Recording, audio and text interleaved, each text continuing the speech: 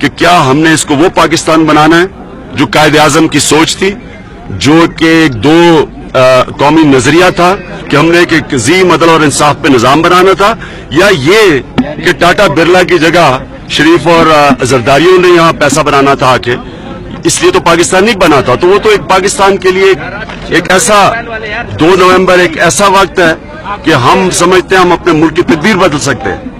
سر C M بھی نون league سے ہے اور اس کے نوٹس میں بھی لایا گیا تھا، انہوں نے وعدہ بھی کیا تھا کہ اس دیوار کو پکی کریں گے، لیکن وہ دیوار پکی نہ ہو سکی، اس کے حوالے سے کیا کہیں گے؟ 30 ارب روپیہ، اگر 30 ارب روپیہ لا اینڈ آرڈر پہ خرچ ہوا ہے تو میں تو چاہتا ہوں کہ سی ایم جا کے پارلیمنٹ کو بتائے کہ کدھر پیسہ خرچ ہوا ہے۔ دیکھیں نا، اگر پہلے اٹیک ہو چکا تھا ریکروٹمنٹ سینٹر پہ تو کیا اس کے اوپر دھیان نہیں رکھنا چاہیے تھا؟ ایک تو جو مالی نقصان ہوا ہے وہ تو علیحدہ چھوڑیں، کہ پاکستان میں ان لوگوں کی ٹریننگ ہوئی، ان کے اوپر ٹریننگ پہ پورا پیسہ لگایا گیا، اور کتنے لوگ ان میں سے جو بیچارے شہید ہوئے اور زخمی ہوئے ہیں، اس کا نقصان ان کے گھر والوں کو علیحدہ چھوڑیں، جو پاکستان کو اس کا نقصان ہوا ہے۔ تو اس کا کیا، یہ کدھر گیا یہ پیسہ، یہ جو 30 ارب روپیہ لا اینڈ آرڈر پہ اس سال لگنا تھا؟ خان صاحب 2 نومبر کو اگر آپ کی گرفتاری ہو جائے تو آپ کیا دیں گے؟ جی، حکومت کہتی ہے کہ وہاں کو تحفظ دیں گے، جب اپوزیشن پارٹیاں ہیں وہ کہہ رہے تھے اس طرح واقعات کی صرف مذمت کرتے ہیں، کب تک لوگ لاشیں اٹھاتے رہیں گے؟ کب تک لوگ لاشیں اٹھاتے رہیں گے؟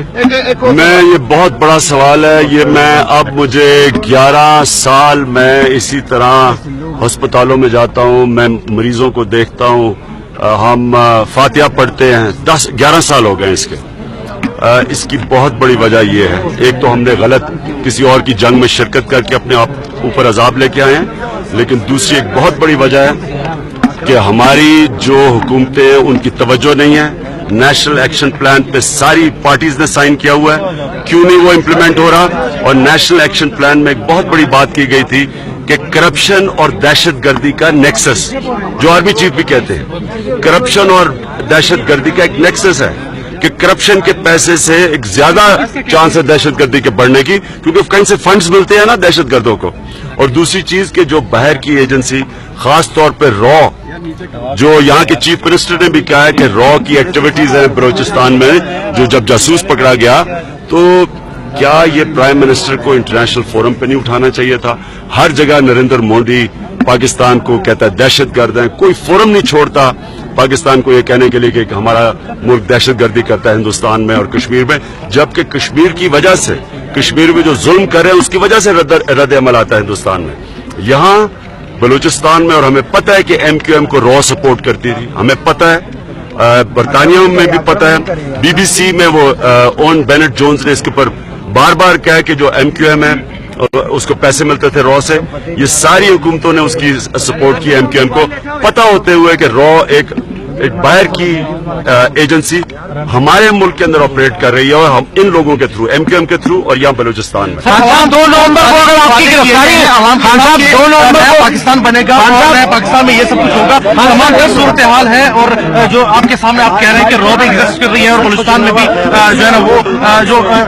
آن ڈیوٹی انٹیلیجنس کا آفیسر را کا یہاں پر ایگزسٹ کرتا ہے، تو اس تمام سب صورتحال میں نئے پاکستان کے حوالے سے چیلنجز سرکار ہوں گی تو کس طرح فیس کریں گے؟ نیا پاکستان کا مطلب کہ آپ اپنا پیسہ خرچ کریں سیکیورٹی کے اوپر، پولیس کو ٹھیک کریں، ڈی پولیٹیسائز کریں، اس کو مضبوط کریں۔ تھانہ جو ہوتا ہے یاد رکھیں، تھانہ سینٹر ہوتا ہے انفارمیشن گیدرنگ کا۔ اگر آپ نے دہشت گردی کو فائٹ کرنا ہے تو سیکیورٹی ایجنسیز کے ساتھ پولیس کو غیر سیاسی پروفیشنل کرنا بہت ضروری ہے، جو کہ پختونخوا میں ہوئی ہے، اور آپ دیکھیں گے کتنی نیچے آئی ہے دہشت گردی وہاں۔ پختونخوا میں جرم نیچے آئے ہیں کیونکہ پولیس مکمل طور پر غیر سیاسی ہو گئی ہے، بدقسمتی سے یہ باقی جگہ پہ نہیں ہے۔ 2 نومبر کو آپ کی گرفتاری ہوتی ہے تو آپ کوئی گرفتار نہیں